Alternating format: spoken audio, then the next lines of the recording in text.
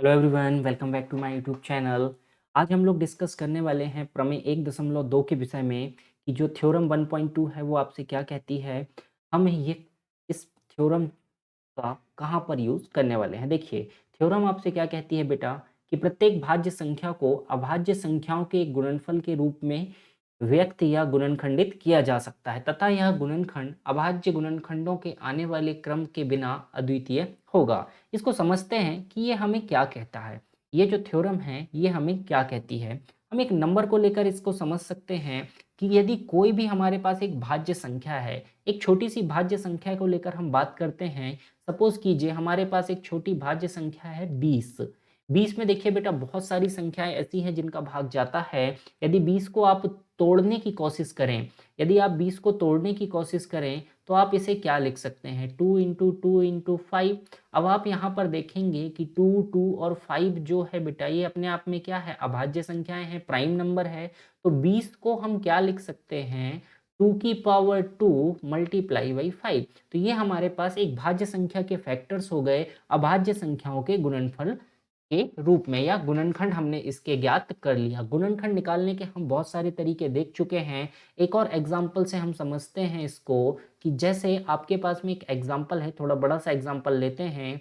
32760 ये हमारे पास में एक संख्या है। हम इसके गुणनखंड करने की कोशिश करते हैं तो गुणनखंड जो होंगे बेटा वो क्या होंगे, अभाज्य संख्याओं के रूप में होंगे और एक क्रम में ये अद्वितीय हमारे पास होंगे। तो देखिएगा, यदि हम इसके गुणनखंड निकालना चाहें तो गुणनखंड निकालना आपने सीखा हुआ है कि किस तरीके से हम गुणनखंड यहाँ पर निकालते हैं। हम इसको रेगुलर डिवाइड करते चलेंगे। शुरुआत करेंगे हम 2 से हम जैसे ही इसको डिवाइड करेंगे, 2 16 के 32 है ना जी, 2 तिरी 6, 2 अट्ठे 16, फिर 0 आ जाएगा। अगेन यहाँ पर देखिए 2 से भाग जा सकता है, 2 अट्ठे 16, 2 एकम 2, दोनों के 18, 0। फिर अगर हम चाहें तो इसको अगेन 2 से डिवाइड कर सकते हैं, 2 चौ 8, एक में भाग नहीं जाएगा, 2 9 18, 2 पंचे 10। अब हम यहाँ पर आके फंस जाते हैं क्योंकि 4095 जो हमारे पास संख्या आई है ये एक सम संख्या नहीं है, इसलिए ये 2 से भागित नहीं होगी। तो हम कोशिश करते हैं, क्या ये 3 से डिवाइड होगी बेटा? जी हाँ, बिल्कुल 3 से डिवाइड होगी। आप सारे नंबर्स को जोड़िए, 5 + 4 9, 9 + 9 18 और 0 18, 18 होगा। 18 3 से डिवाइड हो जाता है, इसका मतलब ये नंबर हमारा 3 से डिवाइड हो जाएगा। 3 से डिवाइड करते हैं, 3 एकम 3 बचा 10, 3 3 9 बचा 1, 9 3 6 18 बचा 1, 3 5 15। यहाँ तक हम पहुँच चुके हैं। अब देखिए क्या ये संख्या फिर से वापस से 3 से डिवाइड होगी? जोड़ कर देखते हैं, 6 और 5 11, 11 और 1 12, 13 14 15। इनका जो सम है वो कितना आया बेटा? 15 आया। 15 3 से डिवाइड होता है, मतलब ये नंबर भी 3 से डिवाइड हो जाएगा। 3 चौका 12, 3 5 15, 3 5 15। अब आप अगेन यदि इसको डिवाइड करने की कोशिश करें 3 से तो नहीं होगा। देखिए 5 + 5 10, 10 और 4 14, 14 आपका 3 के पहाड़े में नहीं आता है। अब हम कोशिश करते हैं कि क्या यह नंबर और किसी संख्या से डिवाइड होगा बेटा? देखिए 5 से तो ये डिवाइड होगा ही होगा, है ना जी। लास्ट में 5 आ रहा है तो अब हम इसको 5 से डिवाइड करते हैं। 5 9 45, 5 एकम 5, 91 आ गया। अब 91 किससे डिवाइड होगा? 9 और 1 10, ना तो ये 3 से डिवाइड होगा, ये सीधे सीधे किससे डिवाइड होगा बेटा? 7 से डिवाइड होगा।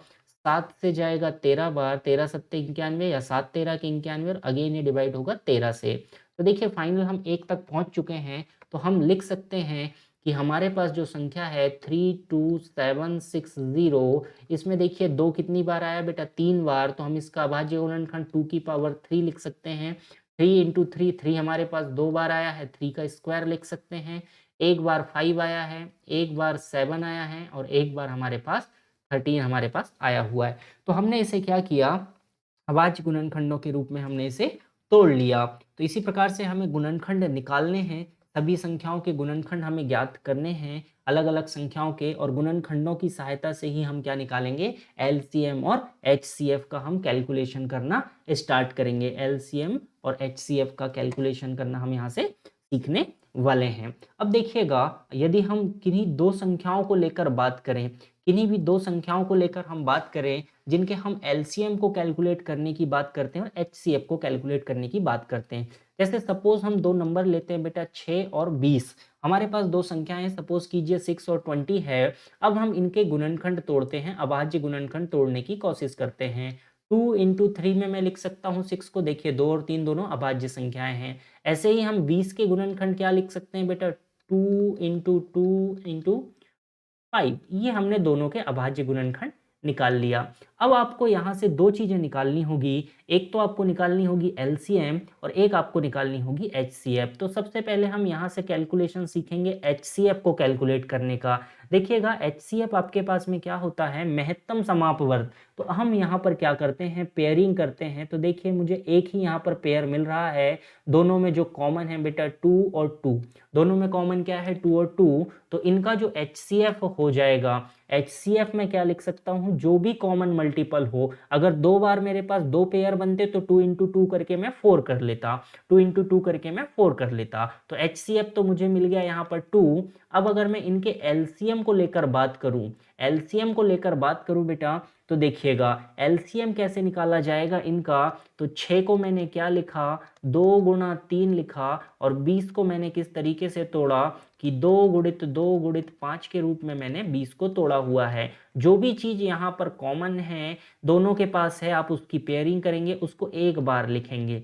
बाकी की जो संख्याएं बची हुई है उन्हें एज इट इज़ आपको लिखना पड़ेगा, उन्हें एज इट इज़ आपको लिखना पड़ेगा। जैसे ही आप उन्हें एज इट इज़ लिखेंगे, सभी का मल्टीप्लाई कर दीजिए, आपका एलसीएम निकल कर आ जाएगा। 2 2 जा 4, 4 3 12, 12 पंचे 60। तो यहाँ पर एलसीएम हो जाएगा आपके पास में 60 और एचसीएफ आपके पास में कितना हो जाएगा, 2 हो जाएगा। एक इम्पॉर्टेंट रिजल्ट है, एक इम्पॉर्टेंट रिजल्ट है जो आपको वेरीफाई करने के लिए आता है कि यदि आपके पास दो नंबर्स हैं बेटा ए और बी, यदि आपके पास दो संख्याएं हैं, यदि आपके पास में कहीं पर भी दो संख्या है ए और बी, तो यदि आप इन संख्याओं का मल्टीप्लाई करते हैं तो ये आपके पास किसके बराबर हो जाता है, एलसीएम इंटू एचसीएफ के बराबर हो जाता है। दो संख्याएं हैं, इसका जो गुणा होगा, दोनों संख्याओं का गुणा होगा, वो एलसीएम इंटू एचसीएफ के बराबर हो जाएगा। हम इसी क्वेश्चन के अकॉर्डिंग, इसी क्वेश्चन के आधार पर इन्हें वेरीफाई करके देखते हैं।